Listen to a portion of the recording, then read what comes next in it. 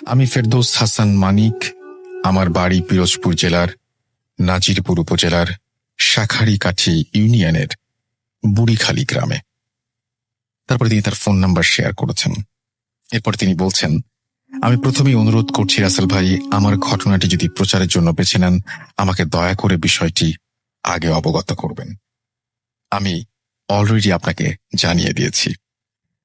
তারপরে তিনি লিখছেন, রাসেল ভাই, আমি 2012 সাল থেকেই আমি বিভিন্ন সময় বিভিন্ন ঘটনা শুনি এবং তারপরে তিনি বিভিন্ন বর্ণনা দিয়েছেন এবং তারপরে তিনি লিখছেন, তখন সালটা সম্ভবত 2005। আমি তখন ক্লাস 3-তে। শীতের দিন, জানুয়ারি মাস হবে হয়তো, এবং প্রায় 15 বছর আগের কথা রাসেল ভাই। আমার গ্রাম্য অঞ্চলে তখন সেচের তেমন একটা প্রচলন হয়নি। প্রাকৃতিক নিয়মেই গ্রাম্য অঞ্চলে যারা চাষি তারা চাষবাস করতেন এবং ফসলে পানি দিতে হয় এই সময়, আপনি জানেন।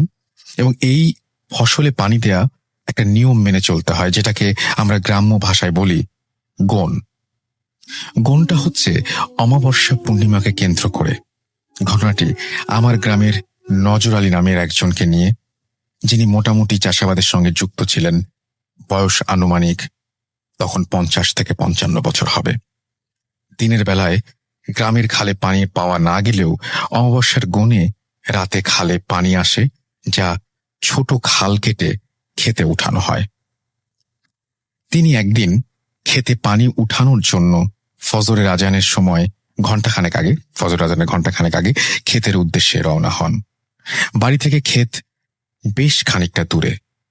খাল পাড়ি দিতে ওপারে যেতে যেতে 10-15 মিনিট সময় লাগে। গ্রামের মেঠো পথ, চারিদিকে কুয়াশায় ভরা। হাতে আছে একটি হ্যারিকেন। তার এমন প্রায় অভ্যেস ছিল রাতে খেতে পানি দেওয়ার। তাই সাধারণত রাতে যেতেন খেতে পানি উঠিয়ে ক্ষেতের পাশে নামাজ পড়ে পানিটাকে আটকিয়ে তারপরে তিনি বাড়ি ফিরতেন সকালে। একদিন হঠাৎ রাতের বেলায় তিনি ক্ষেতের আইল, যেটাকে আমরা গ্রাম্য ভাষায় বলি, সেখানে হ্যারিকেনের আলোতে, আলোটা নিভে যাচ্ছিল, যেন তিনি ঠিক করছিলেন। হঠাৎ তিনি দেখলেন যে আলোটা যতবারই ঠিক করেন ততবারই সেটা বাতাসে নিভে যাচ্ছে, কিন্তু সেখানে কোনো বাতাস নেই। তিনি ভাবছিলেন হ্যারিকেনে হয়তো তেল শেষ।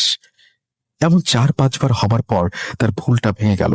হঠাৎ পেছন থেকে কে একজন গম্ভীর কণ্ঠে বলে ওঠে, নজর, কি করিস? তিনি নিচু অবস্থাতে উত্তর দিলেন, দেখো না আমি কি করি। আবার একই কণ্ঠস্বর, একই প্রশ্ন ভেসে আসলো তার কানে। তিনি এবার বিরক্ত হয়ে পিছনে ফিরে তাকালেন। কেউ নেই। হ্যারিকেনটা নিভে গেল। তখন তার শরীরের মধ্যে হালকা ঝাঁকুনি দিলে ভয়ে তিনি তাড়াতাড়ি আইল ভেঙে বাড়ি চলে আসেন এবং বউকে পুরো ঘটনাটা খুলে বলেন। বউ বলল, হয়তো তোমার সঙ্গে কেউ মজা করেছে, অনেকেই তো আছে, হয়তো পাশের জমির কেউ হবেন উনি। পরের দিন আবার যথারীতি খেতে গেলেন, কিন্তু সেদিন তিনি আর ফিরলেন না।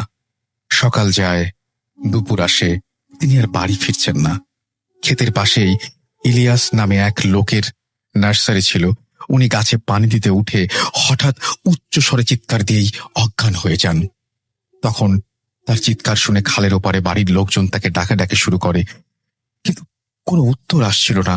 তখন তার ছোট ভাই খেতে গিয়ে দেখলেন নজর আলীর লাশ, বিভৎস অবস্থা, তার মাথা কাদা মাটির ভেতরে ঢোকানো, ঘাড় ভাঙা অবস্থায়।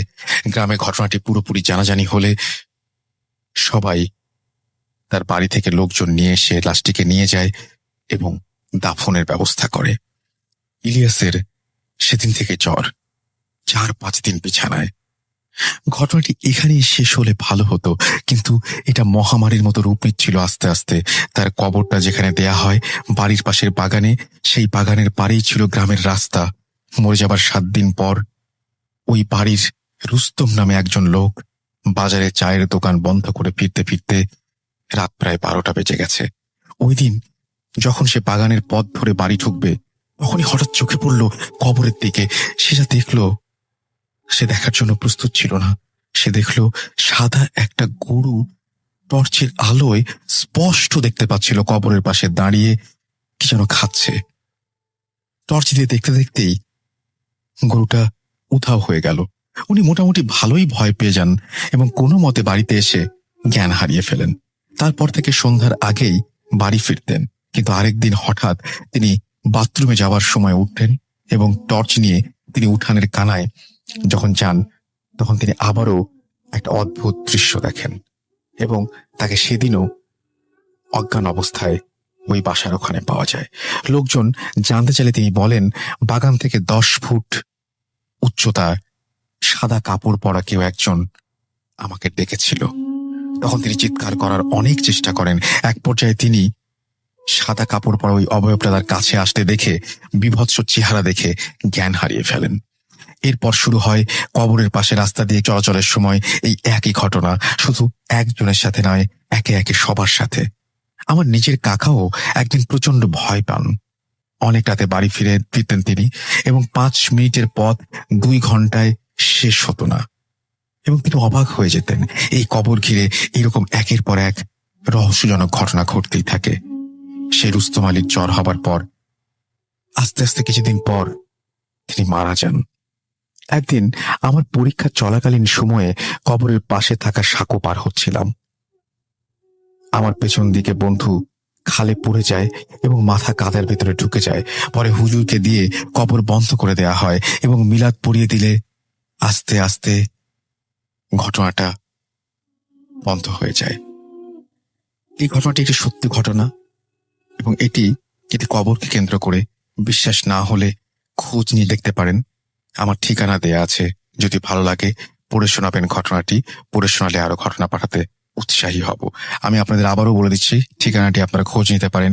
যিনি লিখেছেন তিনি হচ্ছেন ফেরদৌস হাসান মানিক। তার বাড়ি পিরোজপুর জেলার নাজিরপুর উপজেলার শাখারিকাঠি ইউনিয়নের বুড়িখালী গ্রামে। যদি এই ঘটনার সত্যতা খুঁজে পান, আমিও অপেক্ষায় থাকলাম, আপনারা আমাকে জানিয়ে দেবেন। চলে যাচ্ছি আমাদের পরের ঘটনায়। Spirit, be here with me.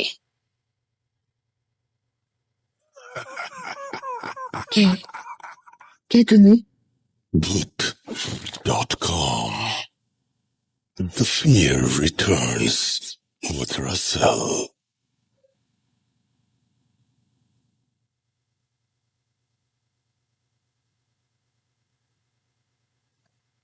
আমার সঙ্গে এই মুহূর্তে উপস্থিত আছেন হাফেজ মাইনুদ্দিন সাহেব এবং তাকে আপনারা বিভিন্ন সমস্যার কথা জানান এবং তিনি সেটা সমাধান করেন অনেক সময়, এবং সেটা আমি চেষ্টা করব যে তার সাথে আপনাদের যোগাযোগও করিয়ে দিতে ফেসবুকের মাধ্যমে বা অন্য কোনো মাধ্যমে কোনো একদিন। কিন্তু মুশকিলটা হচ্ছে একটাই, সেটা হচ্ছে উনি ক্যামেরার সামনে কখনো আসতে চান না।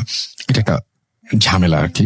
বাট উনি ওনার মতন থাকেন এবং আপনার যদি কোনো ধরনের কোনো সাহায্য বা সহযোগিতা দরকার হয় সেটা আমি তাকে জানিয়ে দিব এবং তিনি হয়তো সেইভাবে আপনাকে হেল্প করার চেষ্টা করবেন। হাফেজ মাইনুদ্দিন সাহেব, আপনাকে অনেক অনেক অভিনন্দন এবং স্বাগত জানাচ্ছি আমাদের আজকের এপিসোডে। আশা করছি আপনি ভালো আছেন। আলহামদুলিল্লাহ। আচ্ছা, আজকে আপনি যে ঘটনাটি শেয়ার করবেন, এই ঘটনাটি কোথাকার ঘটনা, কিভাবে ঘটেছে, কোথায়? ঘটনাটা আমি যেটা শেয়ার করব সেটা মুন্সিগঞ্জ। তো উনি প্রবাসী ছিলেন, প্রায় 10-12 বছরের বেশি বিদেশে থাকাকালীন ঢাকায় বাংলাদেশে আসলেন। ওনার গ্রামের বাড়িতে গেলেন। ওনার সাথে যে ঘটনাটা ঘটে গেছে প্রায় সপ্তাহখানেকের আগে দিয়ে উনি আমার কাছে আসলেন। উনি যখন নিজ বাড়িতে যান, গ্রামের বাড়িতে, তো সবাই তার ফ্রেন্ড সার্কেল যারা ছিল তারা সবাই মিলে একটু রাত্রিবেলাতেই তো সবাই আলোচনা করতে লাগলো, আড্ডা দিতে লাগলো। তো এর প্রায় রাত 1:30 বেজে গেছে। তা বাজারের মধ্যে আলোচনা করতে করতে, আড্ডা দিতে দিতে, তো যখন উনি বাড়ি ফিরতেছিলেন, উনি বাড়ি ফেরার পথে উনি একা হয়ে গেলেন। সবাইকে যার যা বাড়িতে পৌঁছে দেওয়া হলো, কিন্তু উনি ওনার বাড়িতে যখন আসতেছিলেন, বাড়ি ফেরার পথে তার একটি খাল ছিল, পুকুর যেটা ছোটখাটো। উনি ওই খালটা পার হবেন সেই মুহূর্তে উনি আমাকে বললেন যেটা ওনাকে প্রথমে পেছন থেকে একটা ডাক দেওয়া হয়। সে ডাকটা হচ্ছে, বলতেছে, ভাইজান। উনি এইটা ভাবলেন যে হয়তো আমি তো গ্রামে আসলাম, হয়তো আমার পরিচিত কেউ হতে পারি। তো উনি পিছনের দিকে তাকালেন, দেখেন যে না, পেছনে কেউই নেই। তখন তার দৃষ্টি নাকি সেই খালের মধ্যে গেছে। তখন উনি দেখতে পেলেন যে কোনো দেহ গঠন নেই, শুধু মাথাটা বিশাল আকৃতির, আর দুটা হাতের কবজি, শুধু দুটা পাঞ্জা পানিতে ভেসে আছে, এবং মাথাটা যে ভেসে আছে সেটা বিশাল আকৃতির ভাবে।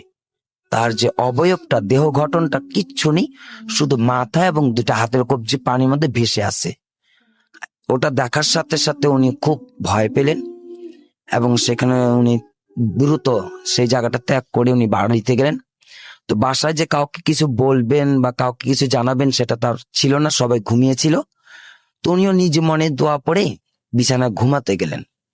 যখন উনি ঘুমাতে গেলেন, তো গ্রামে এখনো শীত প্রচন্ড আছে। তো উনি বললেন, যখন আমি একটা গায়ের মধ্যে কম্বল নিয়ে উঠলাম, ঠিক 5টা মিনিট আমি পুরোপুরি ঘুমাতে পারিনি।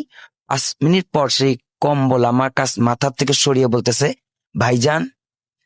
আমি আবার উঠলাম, চোখটা খুলে দেখলাম, বলে আমি অন্ধকার তো ছিল, কিন্তু যেটা আমার চোখে ভেসে আসলো, পানির মধ্যে আমি যা দেখে আসছি, দুটা হাতের কবজি এবং বিশাল আকৃতি যে মাথাটা, সেই বিকৃত চেহারাটা। আমার মাথার থেকে কম্বলটা সরানোর পর, মুখ থেকে কম্বলটা সরানোর পর, এই কম্বলটা কিন্তু নিচ থেকে সরে গেল, উনি সরেনি। উনি বলতেছে আমার কম্বলটা নিচ থেকে সরিয়ে আমাকে ডাক দিতেছে, ভাইজান। তখন আমি আমার চোখ খুলে তাকিয়ে দেখি ঠিক ওই রকম, ঠিক ভাসমান অবস্থায় দুটা হাত এবং সেই চেহারাটা, বিকৃত চেহারাটা দেখা যাচ্ছে। তখন উনি একটা জোরে চিৎকার করে উনি অজ্ঞান হয়ে যান। পরবর্তীতে ওনাকে দিনের বেলাতে সুস্থ করা হয়। এমনিতেই গ্রামের তারা নিজস্ব ভাবেই একটু ভয় দেখানোর যে কথাটা উনি বললেন, উনি বলছেন যে না, এই গ্রামে এগুলো কিচ্ছু না, তুমি হয়তো নতুন আসছো অনেকদিন পর, ভয় ভীতি এমনি হতে পারে। তারা কিছু বলেনি।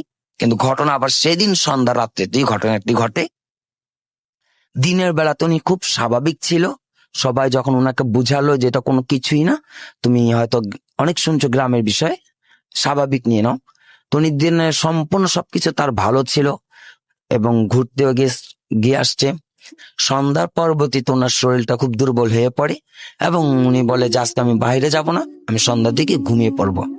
তো উনি বলতে লাগলেন যে আমি যখন ঘুমাতে গেলাম, সন্ধ্যা মানে রাত 8টা বেজে গেছিল, রাত 8টার দিকে উনি ওনার বেডরুমে যখন যাবেন, উনি বেডরুমে দেখতে পাইতেছেন যে কেউ ঘুমিয়ে আছে। তো উনি আওয়াজ দিলেন যে কে ঘুমাইতেছে, একটু আমাকে উঠো, আমি ঘুমাবো। ওনার আম্মুকে বা কাউকে নাকি জানাতে লাগলেন যে আমার বেডরুমে কে ঘুমিয়ে আছে, তুলতে বলো, আমি ঘুমাবো। তো সবাই বললো যে না, ওই ঘরেতে কেউ নেই, তুমি ভুল দেখতেছো, তুমি যা ঘুমাতে পারো, ওখানে কেউ নেই। পরবর্তীতে উনি ওনার বেডরুমে যখন গেলেন, যখন সেই তার চাদর জড়ানো ছিল, চাদরটা সরালেন, ঠিক ওই অবয়বটা মানে আকৃতির বিকৃত চেহারাটা আর দুইটা হাত তার বালিশের মধ্যে ওইভাবে রাখা, এবং সেইখানেও ওই একই শব্দ তার পেছন থেকে আসলো। সামনে তো উনি শুয়ে আছে, যে জি। বিকৃত চেহারাটা এবং হাতের কবজিটা, দেহ গঠন নেই, কোনো বডি নেই, আর পেছন থেকে আবার সেই একটা শব্দ আসছে, ভাইজান। তখন তিনি ওইখানে খুব অজ্ঞান হয়ে পড়ে। পরবর্তীতে তাকে যখন অন্যান্য হুজুরকে দেখানো হয়েছিল, সবাই বললো উনি বিদেশ থেকে আসছে, তো ওনাকে আপনার আত্মীয় স্বজন না কুফরি জাদু টোনা করছে, বান মারছে, এই করছে সেই করছে না। পরবর্তীতে আমার কাছে আসলো, ওনাকে জিন ধরছে। সেটা নিমতলি যে একটা এলাকা আছে, খুব ভয়ঙ্কর জিন, সেই তাকে জিনে আসর করা। পরবর্তীতে আলহামদুলিল্লাহ আমাদের এখানে আসার পরে ঠিকঠাক করে দেওয়া হয়েছে। এখন আজকে আমাকে বলা হয়েছিল যে মাঝে সাঝে শুধু ওই কথাটাই শুধু উনি আর কাজে আসে, কিন্তু চেহারা আর এবং হাতের কবজিটা দেখতে পারতেছে না। বলো যে আমি এইগুলো এখন দেখি না, কিন্তু ভয় ভয় লাগে, আর শুধু কানের মধ্যে শব্দটাই আমার আসে, ভাইজান ভাইজান বলে ডাকতে থাকে। তা আমি আজকে ফোন করে বলেছিলাম আচ্ছা আর হবে না, ঠিক হয়ে যাবে সবকিছু ভাইয়া। এটাই যে ওকে, কথা। আচ্ছা, আমার মনে পড়ে না যে আমি আপনাকে কখনো এই প্রশ্নটা করেছি কিনা। আপনি অনেক মানুষের ভয় যারা পায় তাদের সমাধান করে দেন এবং অনেক মানুষের ভয় ভাঙান। জি। এরকম কখনো হয়েছে যে আপনি কোন একটা কারণে আপনি কখনো ভয় পেয়েছেন? এরকম হ্যাঁ। আছে? আমাদের ভয়টা তেমন না, যে আমরা যে ভয় থাকলে তো আমাদের এই বিষয়টা আমরা হাজির করি আমরা যখন বসি, জি। এবং এই বিষয়গুলো আমাদের প্রত্যেকটা দিন রাত্রেবেলা আমাদেরকে নিয়ে কথা বলতে হয়। তো এই জন্য আমাদের ভিতরে ভয়টা নেই। আমরা প্রতিটা রাত প্রতিটা রাত এইভাবে তাদের সাথে কথা বলা হয়, যার কারণে আমাদের এখনো কোনো ভয় নেই। তবে আমরা হয় অনেক আজ থেকে না প্রায় অনেক আগেই যখন কিছু কিছু ভয়ঙ্কর বিষয়গুলো যখন কাজ করতে গিয়েছিলাম তখন খুব ভয় পাওয়া গেছে। তখন তারপর আবার কিছু মানুষের কারণে, আচ্ছা, যেমন আমাদের দেখা একজন মসজিদের খতিব ছিলেন, উনি জি, ওনার ছাত্রীকে জিন ধরেছিল। আমি যখন কাজ করতেছি সেই ইমাম সাহেব হুজুর তো ভয় পেয়ে তার মানে একটা লাফ দিয়ে সোফা উপরে দাঁড়িয়ে গেছে। তখন আমাদের ভিতরে ভয় চলে আসছে যে ওস্তাদ জি আপনার কেন এমন হলো? তো বললো না না না, আমি না ভয় পেয়ে গেছিলাম, কারণ আসছে তো আমার চোখে ধরা পড়ে আচ্ছা, আমি গেছে। একদমই মানে তখন আমিও ভয় পেয়েছিলাম। মানে প্রশ্নটা হয়তো খুব অন্যরকম লাগতে পারে, তারপরে করি। সেটা হচ্ছে যে এরকম কখনো হয়েছে যে আপনি আসলে যাকে হাজির করতে চেয়েছেন জি, সে হাজির না হয়ে অন্য একজন আপনার সামনে হাজির হয়েছে, এরকম কখনো হয়েছে? এরকম হয়। এরকম হয় না? জি, আচ্ছা, তখন কি এটা- করেন? হ্যাঁ, সেটা আমি আরেকটু বিষয় বলি। মিরপুর, এটা জি, মিরপুর 12.5 কালসি, ওখানে একটা জিন আছেন আব্দুল্লাহ করে নাম। আমি ওনাকে ডাকতেছিলাম। জি। উনি আমরা একজন মানে আলেম। খুব অদ্ভুত লাগছে জি, যে জি। আমি উনি একজন হয়তো আলেম। ভেবে বলবো যে ওই যে আমাদের ভূত.com এ আমাদের কাজ, আমাদের যে সাউন্ড করেন না শাকির ভাই, আপনি ওইভাবে বললেন আছে না আব্দুল্লাহ, মানে এরকম মানে খুব নর্মাল ব্যাপার জিন মানে, তো সেখানে হচ্ছে আব্দুল্লাহ, উনি একজন খুব বড় আলেম, 250 ভাষা কথা জানে। উনি ভারত চলে যাবেন, কারণ ওইখানে একটু সমস্যা ছিল। তো তো সেই জিনটাকে যখন আমাদের রাত্রে বসে ডাকতেছিলাম আমাদের এলিমের জন্য, কিছু শিক্ষাবার জন্য, তো আমরা খুব বারবার স্মরণ করতেছি, বারবার স্মরণ করতেছি আপনি আসেন, আমাদের খুবই প্রয়োজন, আপনাকে আমার দরকার। আসছে অন্য একটা জিন। তো উনি সে বলতেছে যে না, উনি তো আসতে পারবে না। তো আমি বললাম আমি তো আপনাকে খুঁজিনি, আমি তো আপনাকে তালাশ করিনি, আপনি কেন আসছেন? বলছে আমাকে দেওয়া তুমি সব। বললাম না। তো এই যে জিনটা আসছিল, উনি উনার মতো আলেম ছিলেন না এবং ভালো ছিলেন না। উনি এসে আমাদের একটা লোককে একটা ক্ষতি করে গেছিল। আচ্ছা, উনি একটু বদমেজাজি ছিলেন। তো তো ওনাকে যখন বললাম তোমার লাগবে না, তুমি চলে যাও, আমরা আব্দুল্লাহকে খুঁজতেছি, আমরা সেই সম্মানী যিনি আলেম আছেন, উনাকে আমাদের অনেক কিছু প্রশ্ন করতে হবে, জি, উনাকে দরকার। আমরা এই কথাটা কেন বললাম?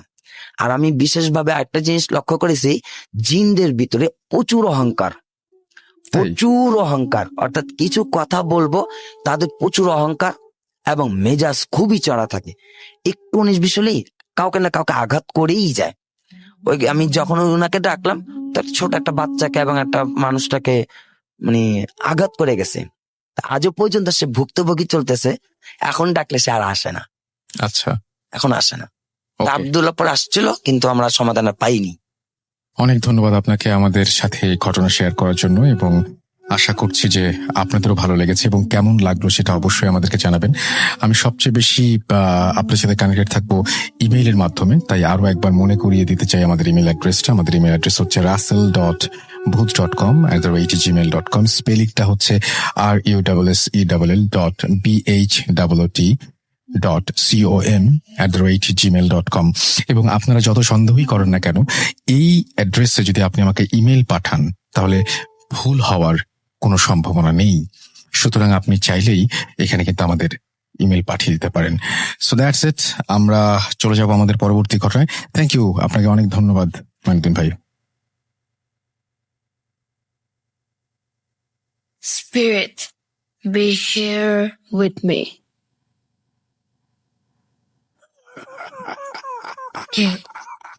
কে তুমি? Boot.com. The fear returns with Russell.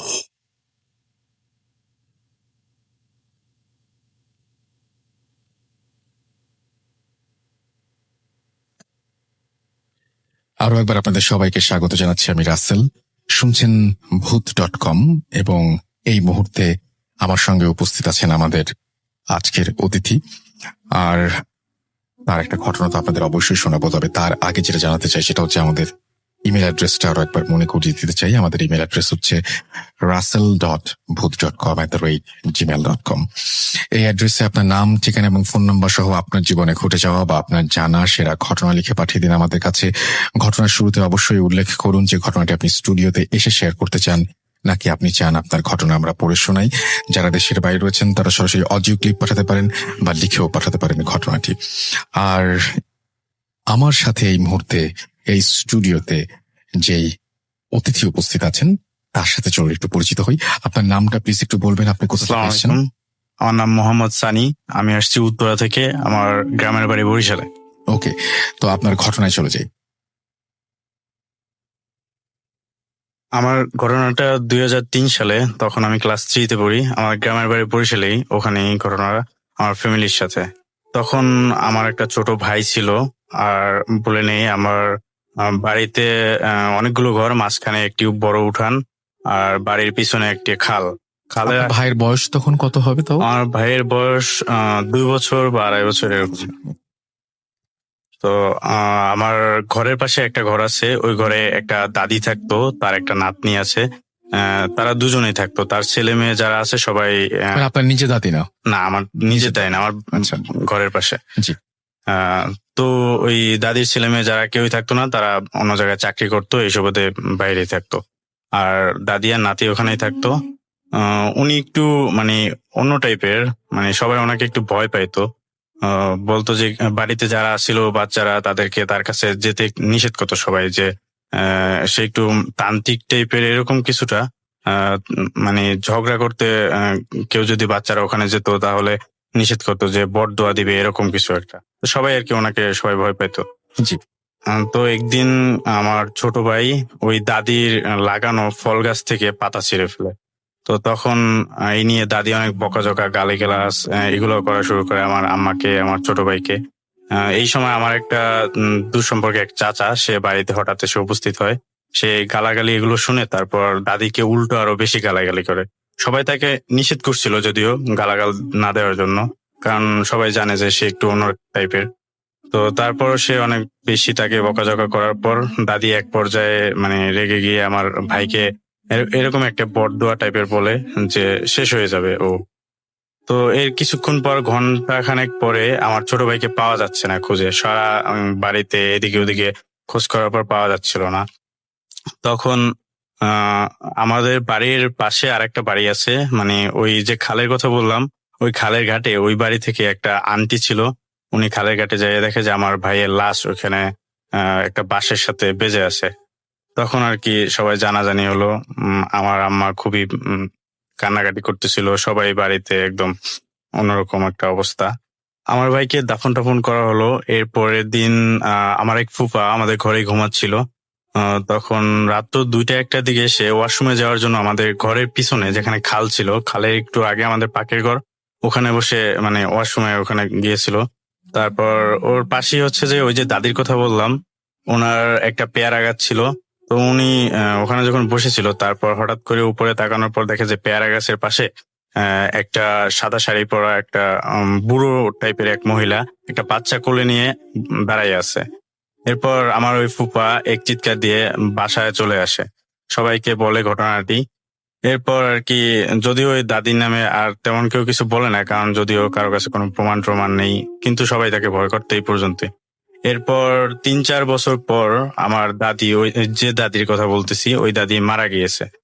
তারপর মারা যাওয়ার প্রায় 1-1.5 মাস পর তার যে ছেলের বউ, সে ওই আমাদের বাড়ির পাশে একটা ধান ক্ষেত ছিল, ওখানে ধান শুকানোর পর কবরস্থানের পাশ থেকে আসতেছিল।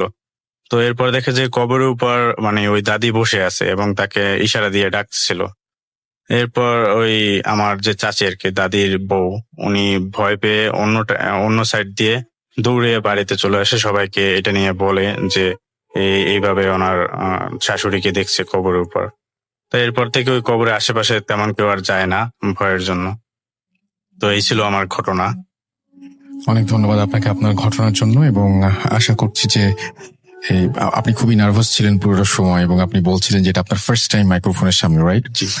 তো যাই হোক, কেমন লাগলো সেটা অবশ্যই আমাদের জানাবেন। আমাদের ইমেল অ্যাড্রেস তো আপনারা জানেনই, এবং ফেসবুকে আপনি আমার সাথে যোগাযোগ করতে পারেন www.facebook.com/russell.স্বাধীন আর USSELL.SHADHIN। DHIN। এবং আশা করছি যে আপনারা আমাকে আরো ঘটনা পাঠাবেন, এবং ঘটনা পাঠানোর নিয়মটা আমি একটু বলে দিই। আপনার নাম, ঠিকানা এবং ফোন নাম্বার সহ আপনার জীবনে ঘটে যাওয়া বা আপনার জানা সেরা ঘটনা লিখে পাঠাতে হবে আমাকে। ঘটনার শুরুতে অবশ্যই উল্লেখ করুন যে ঘটনাটি আপনি স্টুডিওতে এসে শেয়ার করতে চান, নাকি আপনি চান আপনার ঘটনা আমরা পড়ে শোনাই। যারা দেশের বাইরে রয়েছেন তারা সরাসরি অডিও ক্লিপ পাঠাতে পারেন বা লিখেও পাঠাতে পারেন ঘটনাটি। তো যাই হোক, থ্যাংক ইউ আপনাকে আমাদের স্টুডিওতে আসার জন্য। আপনাকেও ধন্যবাদ।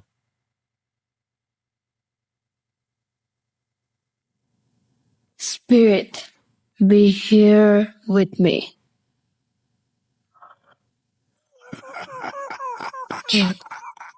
কে তুমি? Boot.com. The fear returns with Russell.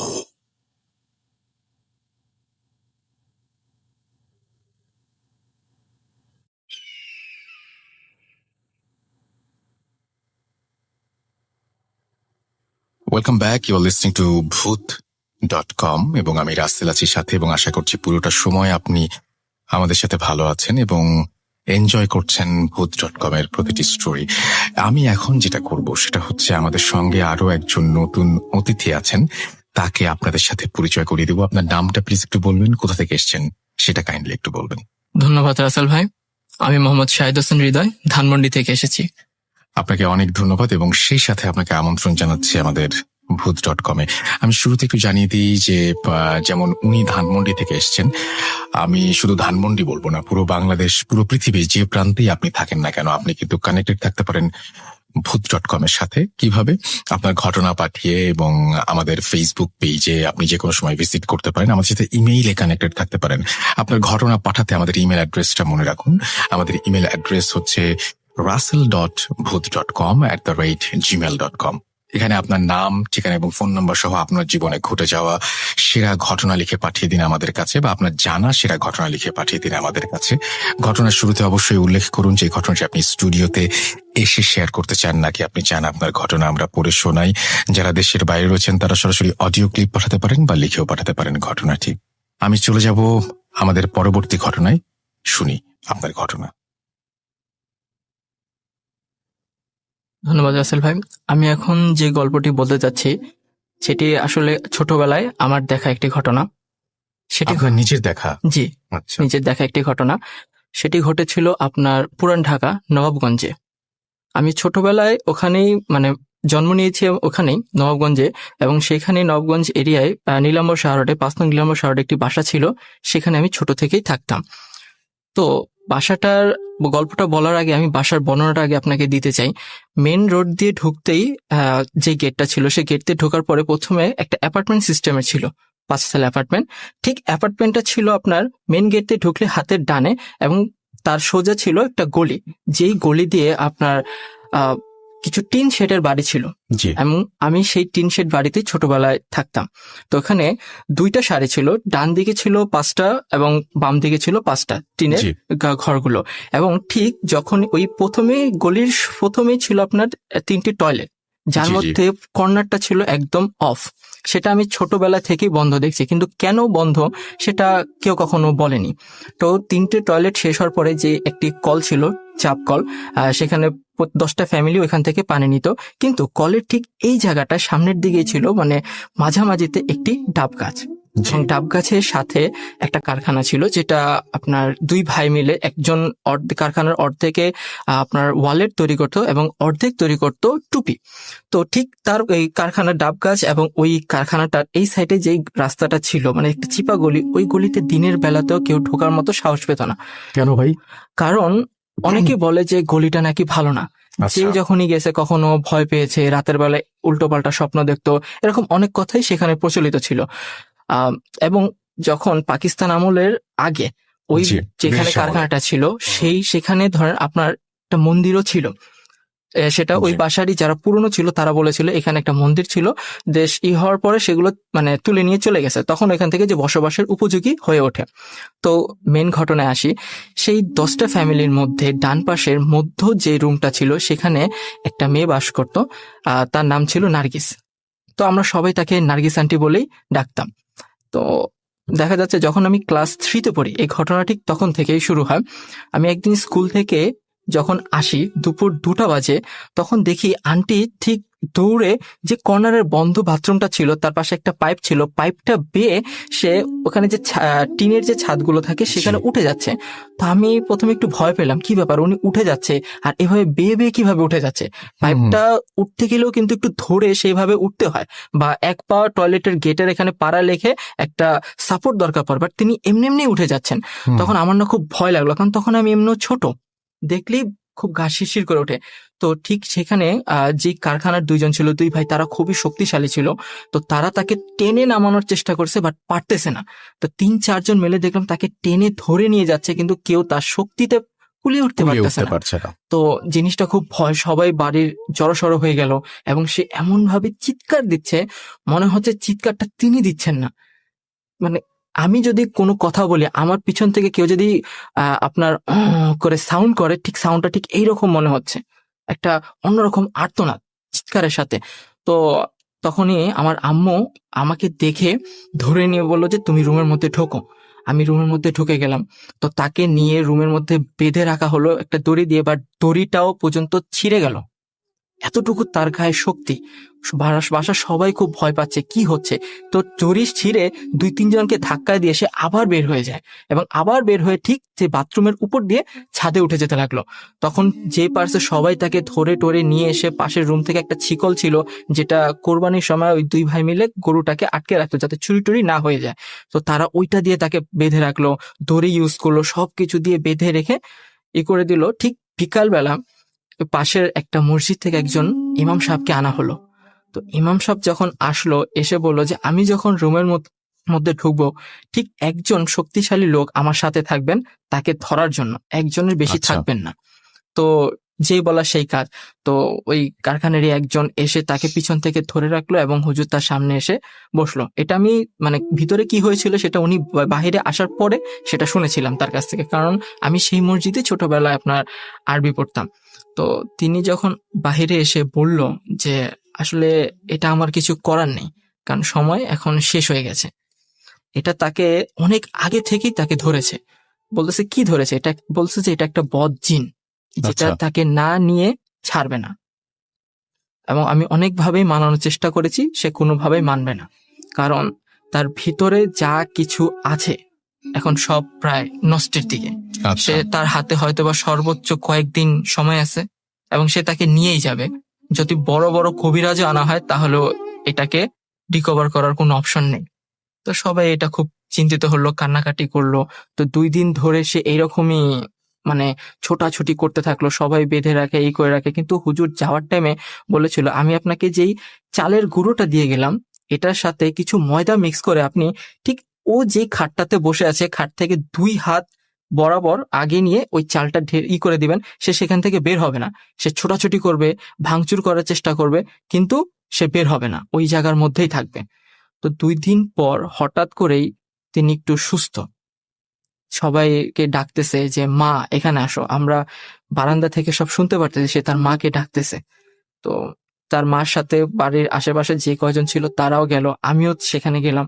যার পর যখন জিজ্ঞেস করলো যে মা তোমরা আমাকে বেঁধে কেন রেখেছ, তো তার মা বলতেছে যে তুই কি কিছু জানিস? বলে যে আমি তো কিছু জানি না, কি হয়েছে? তখন বলে তুই এই কাণ্ড কারখানা করেছিস। তখন সে প্রায় 2 থেকে 3 মিনিট চুপ। আমরা দাঁড়িয়ে শুধু তার নীরবতা দেখতেছি। তখন দেখলাম 3 মিনিট পরে সে কান্না করে দিল। তখন সে বলতেছে মা তোমাকে আমি অনেক আগে বলেছিলাম যে তুমি আমাকে একটা কারো ভালো হুজুরের কাছে নিয়ে যাও, আমার খুব সমস্যা হচ্ছে, তুমি আমাকে গুরুত্ব দাও নাই। তা কি হয়েছিল? তার পাশেরই এক আন্টি জিজ্ঞেস করলো যে আসলে কি হয়েছিল তোমার? তখন বলছিল যে ঠিক একদিন দুপুর 12টার সময় আমরা ওই বাথরুমের উপর দিয়ে টিনের চালে উঠে ওই পাশে যে আম গাছ আছে, আম গাছ থেকে আম পাড়তে গিয়েছিলাম। তখন আম গাছ থেকে আম পাড়ার টাইমে যখন তার সাথে যে বান্ধবী সে আম নিয়ে চলে যাচ্ছে, বললো যে তুই থাক, আমি একটা বোল নিয়ে আসি, সেই বোলের মধ্যে আমগুলো রাখবো, হাতে রাখা যায় না। ও যখন চলে গেল আমি তখন সেখানে একা ছিলাম। একা থাকা অবস্থায় দেখি কি ওই আম গাছের ঠিক উপরে একজন প্রায় মধ্যবয়স্ক মহিলা নাকি বসেছিল। তো সে তাকে বলতেছে যে তুই আমার কাছে আয়, আমি তোকে অনেক আম দিব। তো সে বলছে যে আপনি কে? কয়, তুই আমার কাছে আয়। তো আন্টি তার কথা না শুনে ওখান থেকে পালিয়ে চলে আসে, কিন্তু সে তখনও তার মাকে এই কথাটা বলেনি। তো রাতের বেলা যখন তিনি নাকি ঘুমিয়ে থাকতো, তো তিনি তো ঘুমাতো বারান্দায়, আর বারান্দার এই পাশে বেড়া দেওয়া ছিল, মনে হতো বেড়ার ওখান থেকে তার চুল কে যেন টান দেয়। সে সকালবেলা উঠে তার মাকে বলতো যে মামা, কে যেন আমার চুল টান দেয়। তখন সে বলতো, ধুর, এসব কিছুই না, এটা তোর মনের ভুল। জি। তখন সে বলছে আচ্ছা ঠিক আছে, মনের ভুল। তো তখনও পর্যন্ত সে মহিলার তার কথা বলেনি, যাকে সে দেখেছিল ওই আম গাছের ঠিক উপরে। তো এরকম নাকি 3 দিন 4 দিন হয়ে যেত। সে যখন রাতের বেলা টয়লেট করার জন্য একা বাথরুমে যেত, তখন সে বাথরুম থেকে যখন আসার পথে মাঝে মধ্যে ফিল হতো কেউ যেন তার পিছনে পিছনে আসতেছে। সে তারপরও তার মাকে ডাক দিত, বলতো যে মা মা গেটটা খুলো তাড়াতাড়ি, আমার না ভয় লাগতেছে। ওর মা তাড়াতাড়ি উঠে যেত, বললো কোথায় যাচ্ছিস? বললো যে টয়লেটে গেছিলাম, এখন আসলাম, মনে হলো পিছনে কেউ আছে। ওর মা তখনও গুরুত্ব দেয়নি। ঠিক এরকম গুরুত্ব দিতে না দিতে জিনিসটা আরো প্রায় অবনতির পর্যায়ে চলে যায়, এবং সেটা সে দেখেছিল ওই ঘটনার 3 থেকে 4 বছর আগে। তো তখন লাস্ট সময় হঠাৎ করে যখন কথা বলার মাঝখান থেকেই তার গলার ভয়েস কেমন জানি অটোমেটিকলি ভারী হয়ে যাচ্ছিল। তো সেটা দেখে আমার আম্মু আমাকে বললো যে বাবা তুমি রুমে চলে যাও। আমি বলছি না, আমি থাকি। কয়, না তুমি রুমে চলে যাও, তোমার এখানে থাকার কোনো দরকার নেই। তো আম্মু যখন ওই ঘটনার প্রায় 15-20 মিনিট পরে যখন রুমে আসলো, জিজ্ঞেস করলাম আম্মু কি হয়েছিল, আমার আব্বু তখন ওই আমার সাথেই ছিল। তখন বললো যে হঠাৎ করেই তার শরীরে ওইটা চলে আসছে। সে বলতো যে আমি তাকে না নিয়ে থামবো না। সবাই নাকি মাপ টাপ চাইছে, তার মা ওর পায়ে ধরছে যে আমার মেয়েকে ছেড়ে দেন। বলছে না, আমি তাকে ছাড়বো না। আমি তাকে বলেছিলাম যে তুই বিয়ে করিস না। সে বিয়েটা কেন করলো? এটাতেই তার রাগ। এটাতেই তার রাগ। তো বলছিল আপনি তো একজন মহিলা, আপনি তো কোনো পুরুষ জিন না যে আপনি ওকে নিয়ে যাবেন। ওকে আমি বলছিলাম তুই বিয়ে করিস না, বিয়ে না করলে তোর জন্যই ভালো হবে। আমি ওকে অনেকভাবে ডাকার চেষ্টা করেছি, অনেকভাবে ডাকছি, সে শুনেনি। সেটাই তার জন্য সব থেকে বড় ভুল। আর তাকে বলেছিলাম যে তুই রাতের দুপুরবেলা কখনো ছাদে উঠবি না। সে আমার কথা শুনেনি। এখন আমার আর কিছু করার নাই। তো ঠিক তার 2 থেকে 3 ঘন্টা পরেই আমরা কান্নার আওয়াজ শুনতে পেলাম। যখন সবাই দৌড়ে এখানে গেলাম, ততক্ষণে দেখি আন্টি আর বেঁচে নেই। এটাই ছিল আপনার ঘটনা, রাইট? এটাই ছিল আমার ঘটনা। যাই হোক, চমৎকার একটা ঘটনা শোনালেন আমাদেরকে, এবং এই জন্য আপনাকে অনেক অনেক অনেক অনেক ধন্যবাদ। আশা করছি যে আপনাদের এই ঘটনাটি ভালো লেগেছে। যদি আপনাদের কাছে এরকম ঘটনা থাকে তাহলে আমার কাছে অবশ্যই পাঠিয়ে দিবেন, এবং আমাদের ফেসবুক পেজ অবশ্যই ভিজিট করতে ভুলবেন না। আমাদের ভূত.com এর ফেসবুক পেজ যেমন রয়েছে, ভূত.com এর গ্রুপও রয়েছে, যেখানে আমি সরাসরি আপনাদের সাথে কমিউনিকেট করব, এবং আমার সাথে আপনি কথা বলতে পারবেন, এবং যে কোনো ইনফরমেশন আপনি আমাদেরকে যেমন জানাতে পারবেন, আমার কাছ থেকে জানতেও পারবেন। আর আমাদের ইমেল অ্যাড্রেসটা সবসময় মনে রাখবেন, which is the most important thing, যেটা হচ্ছে যে আপনার এটা মনে রাখলেই চলবে। আমাকে পাওয়ার সবচেয়ে সহজ উপায় এটা আমি বলবো, আর সেটি হচ্ছে russell.booth.com@gmail.com। অ্যান্ড এইখানে আপনি যদি আমাকে ইমেল পাঠান, আপনার যে কোনো ধরনের, মানে আপনি ফেক পেজে ল্যান্ড করতে পারেন, আপনি ফেক পেজে চলে যেতে পারেন, অনেক ধরনের ঝামেলা হতে পারে। বাট ইমেইলে যখন আপনি আমার সাথে কমিউনিকেট করবেন, তখন এই ইমেলটা শুধুমাত্র আমার কাছে আসবে। সো এটার সাথে আপনার এবং আমার যোগাযোগ করাটা অনেক বেশি সহজ। সো এখানে পাঠিয়ে দিন, এবং মেইলগুলো আমি সবসময় নিজে চেক করি। সো আপনাদের জন্য কোনো সমস্যা হবে না। আশা করছি আপনাদের দারুণ দারুণ সব ঘটনা পাবো। আপাতত আপনাকে অনেক ধন্যবাদ আপনার ঘটনার জন্য।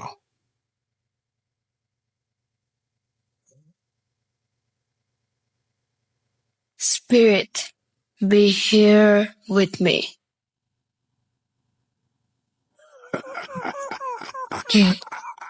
কে তুমি? Booth.com. The fear returns with Russell.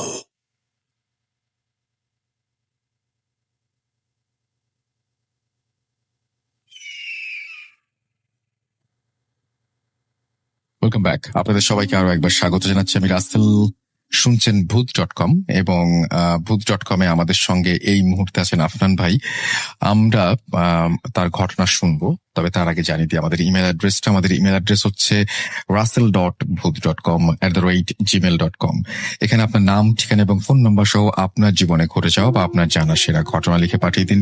ঘটনার শুরুতে অবশ্যই উল্লেখ করুন যে ঘটনাটি আপনি স্টুডিওতে এসে শেয়ার করতে চান, নাকি আপনি চান আপনার ঘটনা আমরা পড়ে শোনাই? যারা দেশের বাইরে রয়েছেন তারা সরাসরি অডিও ক্লিপ পাঠাতে পারেন বা লিখেও পাঠাতে পারেন ঘটনাটি।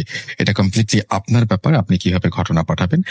আর এখন যেটা করব, আমরা সরাসরি চলে যাব আফনান ভাইয়ের কাছে এবং আফনান ভাইয়ের কাছ থেকে তার ঘটনা শুনবো।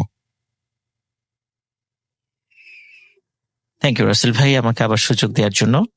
রাসেল ভাই, এখন যে ঘটনাটা আমি শেয়ার করব, ঘটনাটি এটিও ব্ল্যাক ম্যাজিক রিলেটেড, কিন্তু এটি নর্মাল ব্ল্যাক ম্যাজিক রিলেটেড না। এটা টোটালি একটু ডিফারেন্ট একটা জিনিস, যেটা আমার নিজেরই বিশ্বাস করতে কষ্ট হয়।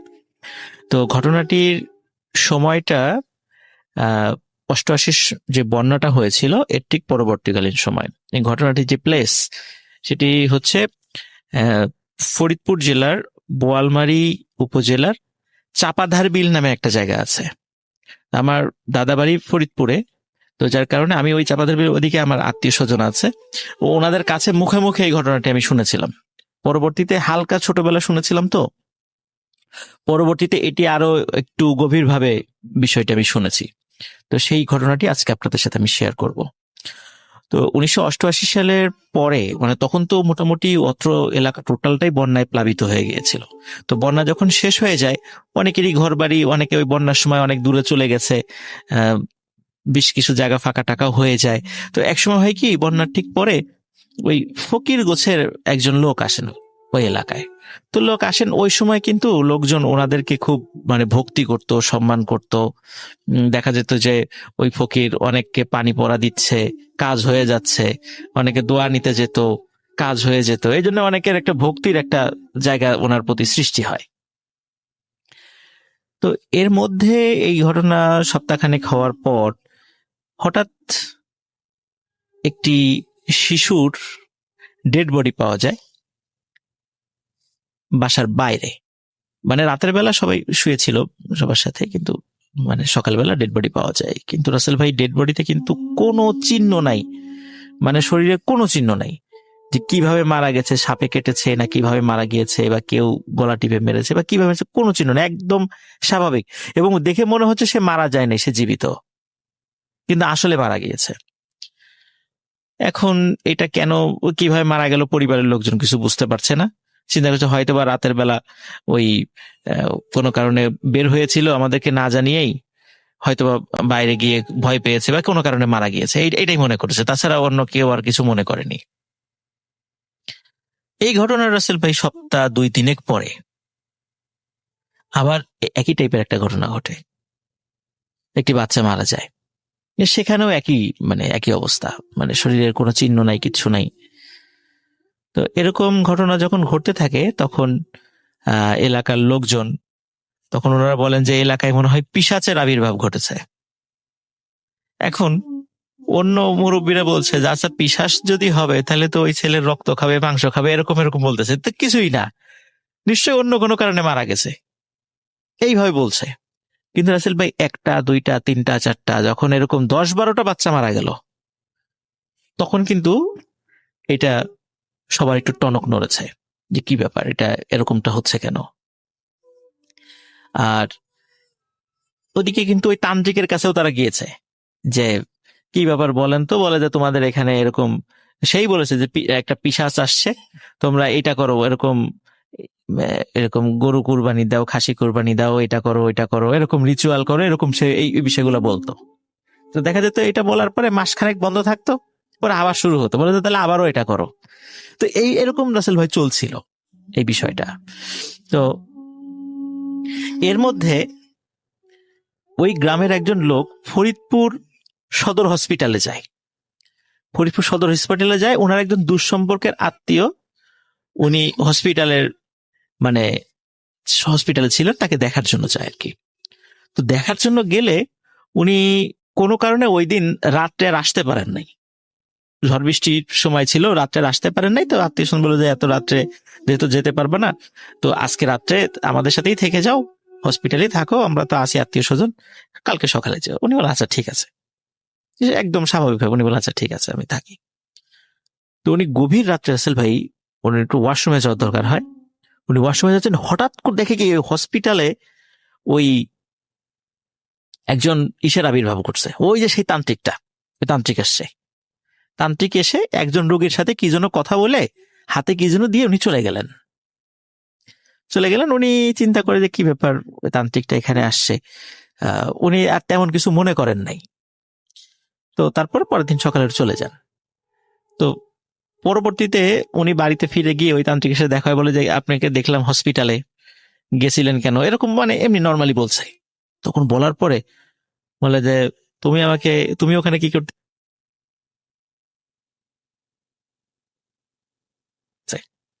এতে করে ওনার মনে একটা সন্দেহ জাগে, কি ব্যাপার, আমি স্বাভাবিকভাবে বলতে পারতো যে গেছিলাম একটা কাজে, বা কোনো আত্মীয় স্বজন ছিল, বা কোনো রুগী দেখতে গিয়েছি, এটা বলতে পারতো। উনি আমাকে পাল্টা এত কোশ্চেন করে কেন, এটা ওনার মনের মধ্যে সন্দেহ যায়। কিন্তু উনি আর এগুলা নিয়ে আর বেশি ঘাটাঘাটি করেন নাই। ওনারও কিন্তু রাসেল ভাই একটা বাচ্চা ছিল। তো একদিন রাত্রেবেলা শুয়ে আছে, হঠাৎ করে ওনার বাচ্চা ওনাকে বলছে যে বাবা আমাকে বাইরে কে যেন ডাকছে। বলে কে ডাকে? আমার বন্ধু ডাকতেছে। বন্ধু? এত রাত্রেবেলা তোমার বাচ্চা মানুষ, সে কি এত, তার বাসা কোথায়, এখন এত রাত্রেবেলা সে তোমাকে ডাকবে নাকি? বলে না আমি ডাক শুনতেছি, আমাকে যেতে হবে, ও যাইতেই হবে। মানে সে কিছুতেই রাখা যায় না ঘরের মধ্যে, জোর করে ঘরের মধ্যে আটকে রেখেছে যে না এত রাতে বাইরে যেতে প্রয়োজন, আমি বাইরে যাচ্ছি, দেখি সে কোথায়। এখন উনি নিজেই দরজা খুলে বাইরে বের হয়ে কাউকে উনি পান না। তখন উনি চিন্তা করেন যে এই নিশ্চয়ই ওই হয়তোবা প্যারানর্মাল কিছু ডাকাডাকি করছে, কিন্তু ওনারা কোনো ডাক শোনেন নাই। প্রথম রাত্রে এরকম হয়, দ্বিতীয় রাত্রে রাসেল ভাই আবার ওই বাচ্চা বলে যে আমাকে ডাকতেছে। তখন বলে যে না বাইরে কেউ ডাকে না, আমরা কেউ কোনো ডাক শুনি না। বলে না ডাকতেছে, আমি বাইরে যাবই। কিছুতেই ধরে রাখা যায় না, উনি নিজেই আবার বাইরে গিয়েছে হারিকেন নিয়ে। ওই সময় তো গ্রামের লোক টর্চ লাইট ওরকম ছিল না, হারিকেন নিয়ে গিয়েছে, কিন্তু বাইরে কাউকে দেখে না। তখন থার্ড ডে, তখন ওই দিন রাতের বেলা হঠাৎ করে ওই ঘুম থেকে উঠে দেখে ওনার বাচ্চা পাশে নেই, দরজা খোলা।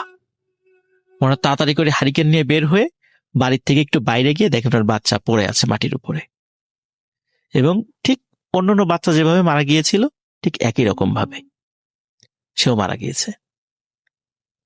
তখন উনি পরের দিন গ্রামে বলেন যে আমার বাচ্চা মারা গেছে, তো গত 2 দিন এই ধরনের ঘটনা ঘটেছে, যে কে যেন ডাকে রাতের বেলা। মানে তার ফ্রেন্ড বা তার বন্ধু ডাকে, স্কুলের প্রাইমারি স্কুলের বন্ধু ডাকে। তখন কে হইতে পারে, তার সব প্রাইমারি স্কুলের বন্ধুদেরকে বলে না আমরা তো কেউ এরকম ডাক দেয় না, রাতের বেলা যাওয়া তো প্রশ্নই আসে না, দিনের বেলায় তো যাই না বা খুব কম যাই, রাতের বেলা তো কোনো প্রশ্নই আসে না। এরপর রাসেল ভাই গ্রামের লোকজন যখন একটু সতর্ক হয়ে গেল, তখন অনেকেই রাত্রেবেলায় নিশি ডাক শুনতো এবং বাচ্চাদেরকে বাইরে যেতে দিত না, মনে হতো বাচ্চারা বাইরে গেলেই মারা যাবে। কিন্তু কেন, মানে এই ঘটনাটা কেন ঘটছে এটা কেউ জানতো না, এইটা কেউ রহস্য উদ্ঘাটন করতে পারে নাই। একদিন ওই যে যিনি মানে হসপিটালে একজনকে দেখতে গিয়েছিলেন, দেখতে গিয়ে তান্ত্রিককে দেখেছিলেন, তো ওনার যে আত্মীয় অসুস্থ ছিলেন সেই আত্মীয়র বাড়িতে গিয়েছে।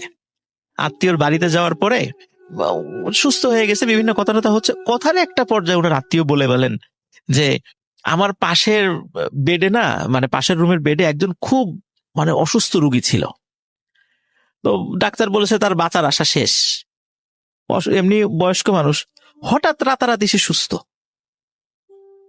তো অদ্ভুত ব্যাপার, ডাক্তাররাও অবাক যে এরকম হঠাৎ রাতারাতি সুস্থ হয়ে গেল, সুস্থ হয়ে বাড়ি চলে গেছে। তাই নাকি? তখন উনি চিন্তা করতেছে কি ব্যাপার, পাশের বেডে আমি তো এরকম তান্ত্রিককে আসা দেখেছিলাম, তান্ত্রিককে কোনো হয়তোবা তাবিজ তাবিজ হয়তোবা করতে পারে, এই জন্য সে সুস্থ হয়ে গেছে, উনি এই বিষয়টা মনে করেছেন। কিন্তু ওনার মনে সন্দেহ যায় নাই, কারণ ওনার বাচ্চা মারা গেছে, ওনার মনে সন্দেহ যায় নাই। তো উনি হসপিটালে গিয়ে, একটু শিক্ষিত লোক ছিল উনি, ওনার ক্লাস 8 পর্যন্ত পড়েছিল আর কি, হসপিটালে গিয়ে উনি বলছিলেন যে অমুক অমুক সময় এই বেডে কে ভর্তি ছিল, তার একটু ঠিকানা দিতে পারবেন? তো হসপিটালের যারা আয়া বা অন্য যারা ছিলেন ওয়ার্ড বয়, তাদের কাছ থেকে ওই লেজার বই দেখে ওই ঠিকানা সংগ্রহ করেছে। ঠিকানা সংগ্রহ করার পরে তার সাথে যায় দেখা করেছে, বলে যে আপনি সুস্থ হয়ে গেলেন কি? দেখুন কিছুতে বলতে চান না, কিছু একটা বিষয় লুকাতে চান উনি। তখন বলে যে আপনি কি কেন শুনতে চাচ্ছেন? বলে যে আমার একজন লোক অসুস্থ, আমি একটু শুনতে চাচ্ছি আপনি কিভাবে সুস্থ হলেন, মানে কেমনে এটা সম্ভব হলো? তখন বলে যে ও গ্রামে একটা মানে কবিরাজ টাইপের আছে, উনি একটা পানি পড়া দিবেন, আপনি সুস্থ হয়ে যাবেন। তখন বলে যে কোন গ্রামের নাম বললেন, দেখে কি যে এইটা সেই চাপাদার বিলের ওই গ্রামটা। তো উনি খুব অবাক হন, উনি আর কিছু বলেন না, বলে আচ্ছা ঠিক আছে আমি তার কাছে যাব। তো রাসেল ভাই, এর পরে ঘটনা যেটি জানা যায় এবং এটা হাতে নাতে ধরা পড়ে উনি, সেটা হলো উনি রাতের বেলা উনার কিছু পোষা মানে বন্দি করা কিছু জিনদেরকে দিয়ে বিভিন্ন বাচ্চাদেরকে মানে তার পরিচিত লোকদেরকে দিয়ে ডাক দেয়াতেন। এটা ওই এলাকায় নিশি ডাক বলে। তো ওই বাচ্চারা যখন বের হয়ে আসতো ওই ডাকটা শুধু বাচ্চারাই শুনতো, অন্য কেউ শুনতো না। তখন যখন বের হয়ে আসতো, সব দিনে কিন্তু না, ওই মানে আপনার অমাবস্যা পূর্ণিমা কিছু তিথি হিসাব করে করে, তখন ওই বাচ্চারা বের হয়ে আসার পরে নাকি উনি ওই বাচ্চার কাছে গিয়ে মাথায় হাত রাখতেন।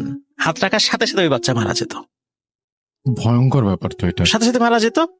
এবং বলা হয়তো যে ওই হাতটা রাখার পরে ওই হাতটা নিয়ে মানে আবার একটা মানে এটা মাটির একটা পাত্রর মতো, ওর ভিতরে পানি থাকতো, ওই হাতটা ওই পানির মধ্যে উনি চুবাইয়ে দিতেন এবং ওই পানিটাই রাসেল ভাই বিভিন্ন লোককে উনি খাওয়াতেন এবং ওই পানিটা খাওয়ার পরে সুস্থ হয়ে যেত লোককে। এখন তাকে যখন ধরা হয়েছে যে তুমি এটা কাজটা কেন করো, তখন সে বলে যে বাচ্চাদের তো অনেক হায়াত থাকে, আমি ওদের আত্মাটা বের করে নিয়ে আসি এবং এইটা ট্রান্সফার করি এইভাবে, এই প্রক্রিয়াতে। তো পরে লোকজন এতটা ক্ষিপ্ত হয়, মানে গ্রামের লোক তো মানে খুব আবেগী, তো ওনারা এতটা ক্ষিপ্ত হন যে ওনাকে ওই বাঁশ দিয়ে পিটিয়ে মেরে ফেলেন ওই তান্ত্রিককে, মানে এতটা, কারণ অনেক লোক মারা গেছে তো এখানে। তো এরপর থেকে রাসেল ভাই ওই ওনার মৃত্যুর পরে ওই নিশি ডাক ওইখানে কেউ আর শোনা কখনো শোনা যায় যায়নি। আর কখনো শোনা যায় নাই। এবং বাচ্চা ওই যে অস্বাভাবিক যে মৃত্যুর কথা বলছেন সেরকমও কোনো না না, উনি ওই তান্ত্রিকের মৃত্যুর পরে এই ধরনের কোনো শোনা যায় নাই। হুম। আর আসলে এই ঘটনাগুলো বিশ্বাস করা কিন্তু একটু কঠিন, যে আসলে আমি এতক্ষণ ধরে ঠিক এই জিনিসটাই চিন্তা করছিলাম। হ্যাঁ, যে খুব কঠিন। এটা আসলে হয় কিভাবে। কিন্তু আমি রাসেল ভাই ঘটনাটা পরবর্তীতে অ্যানালাইসিস করেছি যে এটা কিন্তু ভারতে এই ধরনের ঘটনার নজির আছে। আমি পরবর্তীতে এইটা নিয়ে অ্যানালাইসিস, আচ্ছা, ভারতে এই ধরনের আচ্ছা। নজির আছে। আচ্ছা, তারপরে মিশরে মিশর এবং ওমানে এই ঘটনার নজির আছে, এবং ব্রাজিল এবং আর্জেন্টিনা এবং পেরু, এই তিনটা দেশে এই ঘটনার নজির আছে যে এই টাইপের কিছু কথা একদম উপজাতি পর্যায়ে এই ধরনের কিছু কিছু বিষয় জি। ওদের আছে। আদিবাসীদের মধ্যে এই ব্যাপারগুলো। হ্যাঁ হ্যাঁ, আদিবাসীদের মধ্যে বলা যায় এই টাইপের কিছু জিনিস আছে, কিন্তু এখন হয়তো বা অনেকে এটা বিশ্বাস করেন না, বা এটা কিভাবে কি হয় এটা বিশ্বাস করেন না। আমার নিজের কাছে এটা বিশ্বাস করতে কষ্ট হয় যে বলা হয় যে কোনো অসুস্থ ব্যক্তিকে যদি ওই পানিটা খাইয়ে দেওয়া হয় জি। উনি সুস্থ হয়ে যাবেন। আচ্ছা। এইটাই হলো এই চিকিৎসার এই পদ্ধতি, মানে উনি একটা মানুষকে হত্যা করে পরে ওই পানিটা আবার একজন অসুস্থ ব্যক্তিকে খাইয়ে দিবেন এবং উনি সুস্থ হয়ে যাবেন। হুম, হুম, হুম। তো এই পদ্ধতিটা, এটার নাম আমি জানি না রাসেল ভাই, এটা কি পদ্ধতি, ভয়ঙ্কর কারণ পদ্ধতি এটা। আমি ফলো নাম করাটা উচিত না একদম। বলতে পারি না এটা, মানে আসলে কারণ কি দেখা যাচ্ছে যে ওই তান্ত্রিককে কেউ বলেন সুস্থ করতে, তান্ত্রিক তার মতো করে একটা পানি পড়া নিয়ে জি। আসছে, কিন্তু উনি তান্ত্রিক যে কিভাবে পানি নিয়ে আসছে এটা এটা কিন্তু তো ওই রোগীরা জানে না। এটা তো রোগীরা জানে না। তো যার কারণে এই বিষয়টা গোপনই ছিল, কিন্তু পরবর্তীতে তান্ত্রিক স্বীকার করেন, স্বীকার করে লোকজন ক্ষিপ্ত হয়ে তাকে মানে ওখানে গণপিটুনিতেই মানে উনি মারা যান আর কি। এটা ছিল রাসেল ভাই আমার ঘটনা। আপনাকে অনেক ধন্যবাদ আপনার ঘটনার জন্য এবং ভূত.com আসার জন্য আপনাকে অনেক ধন্যবাদ। আপনাকেও রাসেল ভাই অসংখ্য ধন্যবাদ। ভূত.com ইনশাল্লাহ আশা করছি, মানে আল্লাহ যদি হায়াতে রাখেন, সুস্থ রাখেন, ইনশাল্লাহ সবসময়ই আসবো। Thank you so much. Thank you. Spirit, be here with me.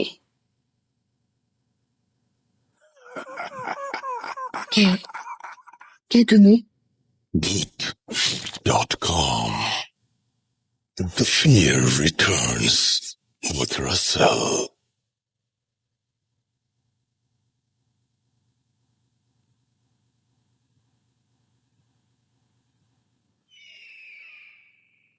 আসসালামু আলাইকুম, আমি সাফিয়া বলছি। আমার প্রথম ঘটনাটি হচ্ছিল দড়িলাফ। সেখানে আমি নিশির কথাটি বলেছিলাম। নিশি নামে মেয়ের ঘটনাটি আপনারা শুনতে চেয়েছেন, আর তাই আমি সরাসরি ঘটনায় ফিরে যাচ্ছি। নিশির সাথে আমার পরিচয় হয়, আমরা যে বাসায় ভাড়া থাকতাম সেই বাসার নিচতলায় নিশিরাও ভাড়া থাকতো। ওই ছাদে টুকটাক কথা হতো। তো একদিন নিশির মানে নিশির মাম্মা আমাকে যেটা বললেন যে আমার মেয়েটাকে উম ঝিনে আছর করে মাঝে মাঝে সমস্যা হয়। তো আমি বললাম আন্টি একটু খুলে বলেন, তাহলে বললে ভালো হতো। নিশির আম্মা আগে বললো আগে ওর দাদা বাড়ির কথাটা আমি বলি। আমি যখন নতুন বিয়ে হয়ে যাই ওর দাদা বাড়িটা গিয়ে দেখি, ওর দাদা বাড়িটা ছিল দোতলা মাটির বিল্ডিং, আর হচ্ছে তার সামনে একটা উঠান, তারপরে হচ্ছে একটা ছোট পুকুর, ঠিক পুকুরের একটু পরেই হচ্ছে বাঁশবাগান। তো ওদের আশ্রমটা ছিল ওই বাঁশবাগানের কাছাকাছি।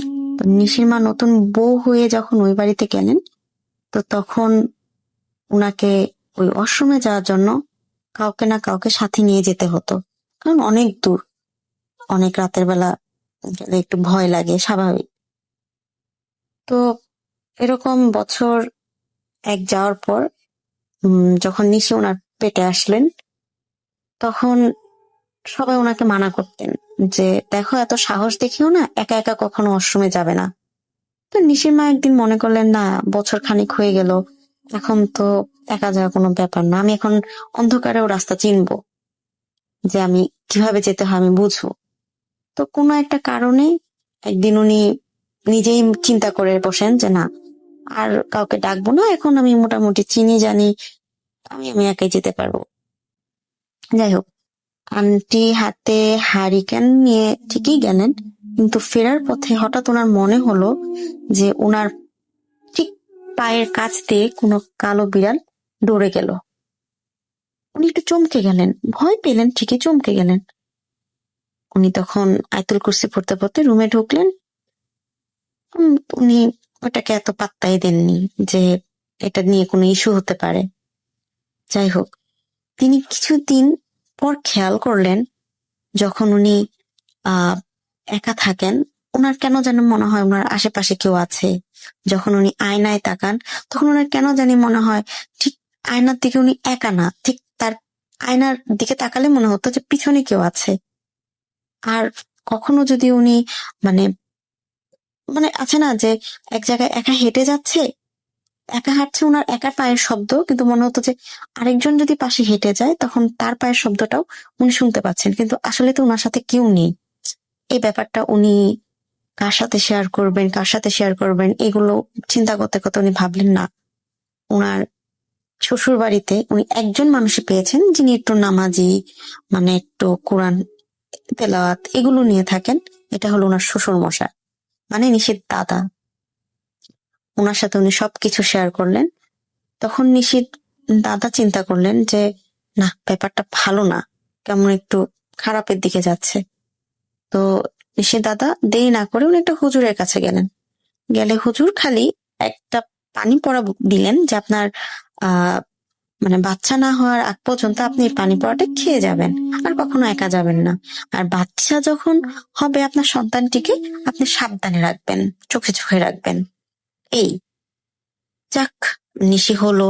নিশি হওয়ার পর ওনারা অনেক খুশি। নিশি যখন হয়, নিশি নাকি অনেক মানে ফর্সা, অনেক সুন্দর, ওর চুল মানে অনেক, মানে ওর চুলটা এত সুন্দর ছিল। নিশির আম্মা তখন বললেন মনে মনে যে না, আমার মেয়েটার চুল অনেক সুন্দর হবে, মাশাল্লাহ।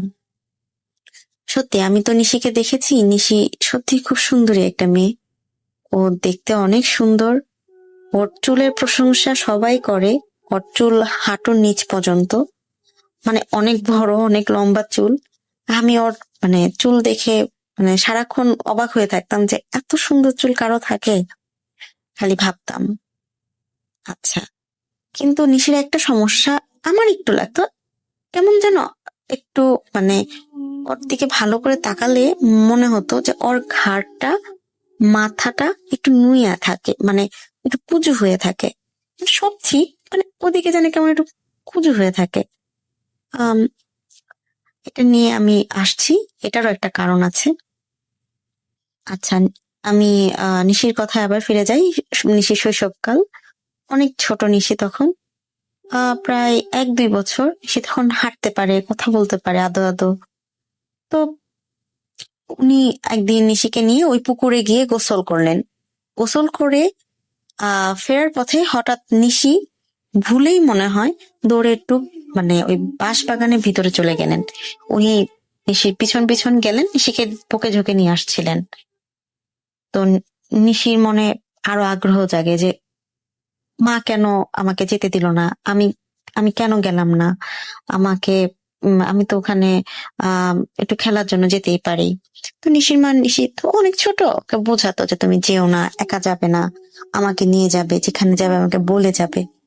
ছোট মানুষ, ও খেলার ছলে বা কোনো কারণে মানে এগুলো পাত্তা দিত না। তো ঘটনাটা হচ্ছে, নিশি একদিন মানে নিশির মা পুকুরে গোসল করছে, নিশি একদিন ওনাকে না জানিয়ে ওই বাঁশবাগানে ঢুকে যায়। ঢুকে যাওয়ার পর আবার উনি নিশির মা বুঝতে পারেন যে নিশি আবার বাঁশবাগানে গিয়েছে, তো নিশিকে অনেক বকা দেন। তো উনি হঠাৎ নিশিকে নিয়ে বাসায় চলে আসেন, কিন্তু নিশির দিকে তাকিয়ে উনি খেয়াল করলেন যে নিশির বাঁ পায়ের নুপুরটি নেই, হারিয়ে গিয়েছে। উনি খোঁজার জন্য ওই বাঁশবাগানে গেলেন, কিন্তু পেলেন না।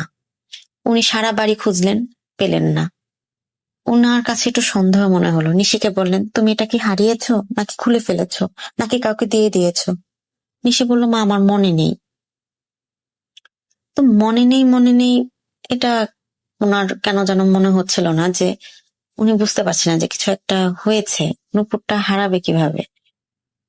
যাই হোক, নিশি একদিন হঠাৎ এমন হলো যে নিশির মা খেয়াল করলো নিশি কারোর সাথে কথা বলে। খেলার সময় একটা পুতুল নিয়ে খেললেও এমন একটা ভাবে পুতুল নিয়ে খেলে মনে পাশে কেউ বসে আছে। আর নিশি যখন বারান্দায় যখন একা যায় বা জানালার কাছে যখন একা দাঁড়ায়, নিশি এমন ভাবে কথা বলে যেন ওর সাথে কেউ কথা বলছে, ও তার উত্তর দিচ্ছে। তো নিশির মার ব্যাপারটা ভালো লাগে না। উনি সাথে সাথে একটি হুজুরের সাথে, ওই যে সেই হুজুরটার কথা, যে হুজুরটা নিশি হওয়ার আগে উনি ওই হুজুরটার কাছে গিয়েছিলেন, ওই হুজুরটার কাছে এবার নিশির জন্য যান। উনি বলেন, আপনাকে বলেছিলাম আপনার নিশিকে সাবধানে দেখে রাখতে, আপনার বাচ্চাটিকে সাবধানে দেখে রাখতে, আপনি রাখেননি। তো নিশির মা বলে, কেন, কি হয়েছে? উনি যেটা বললেন যে নিশি ভুল ক্রমে ওই বাঁশবাগানে ঢুকে যায়, আর ঢুকে যাওয়ার পর ওখানে একটি 1000 বছরের পুরনো মহিলা জিন ছিল। উনি একটি ধ্যানে ছিলেন। নিশির নুপুরের শব্দ শুনে ওনার রাগ হয়েছিল। উনি কি করেছেন, নিশিকে যেন মানে রাগে চোটে, উনি বুঝতে পারেনি এটা শিশু কি শিশু না, উনি ওনাকে জোরে থাপড় দেন। যার ফলে আপনি কখনো খেয়াল করেছেন আপনার নিশির যে ঘাড়ে একটি চিহ্ন রয়েছে, আপনি দেখেছেন? তো সাথে সাথে নিশির মা নিশির ঘাড়ের দিকে তাকান, বলল, হ্যাঁ তাই তো। এটা কেন হয়েছে জানেন? না, কারণ উনি ধ্যানে ছিলেন 1000 বছর। উনি এত সাধনার মধ্যে ছিলেন যে উনি বুঝতে পারেননি যে উনি কাকে মারছেন। যখন মারার পর উনি দেখতে পান যে একটি শিশু, তখন ওনার মনে অনেক মায়া হয়। সে মনে মনে নিশিকে পছন্দ করে ফেলে, কারণ আপনার নিশি দেখতে অনেক সুন্দর। জিনটি আপনার নিশিকে নিজের সন্তানের মতো ভালোবাসে। সে চায় আপনার সন্তানটিকে নিয়ে যেতে। সেটা আজকের থেকে না, সেটা যখন একটা জিন, ওই যে কালো জিনটি ছিল, যে কালো বিড়ালটির কথা বলেছিলেন, এই কালো বিড়ালটি হচ্ছে তারই বংশধর কেউ। হ্যাঁ, সে আপনাকে যে আমি পানি পড়াটা দিয়েছিলাম, সে পানি পড়াটার কারণে সে আপনার সন্তানটিকে ক্ষতি করতে পারেনি, না হলে সে চেয়েছিল আপনার এই সন্তানটিকে ক্ষতি করতে। আপনি পানি পড়া খাওয়ার পর যখন নিশি হয়, তখন আপনি পানি পড়া খাওয়াটি বন্ধ করে দেন, আর যার ফলে তারা নিশিকে নেওয়ার জন্য পাগল হয়ে যায়। যাই হোক, এরপর থেকে আন্টি নিশিকে পানি পড়া খাওয়ান, ওই জিনটি থেকে রক্ষা পেতে চান।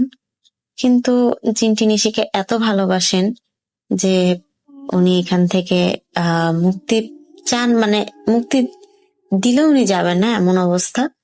উনি প্রতিজ্ঞা করেছেন হুজুরের কাছে, জিনটি, যে উনি নিশির কোনো ক্ষতি করবে না, মাঝে মাঝে নিশির সামনে আসবে, আর নিশিকে উনি ক্ষতি করবে না। এই তবে আমার কাছে যেটা মনে হয়েছে, আন্টির কাছে যেটা মনে হয়েছে, নিশির মধ্যে একটা পাওয়ার চলে আসে। কিরকম?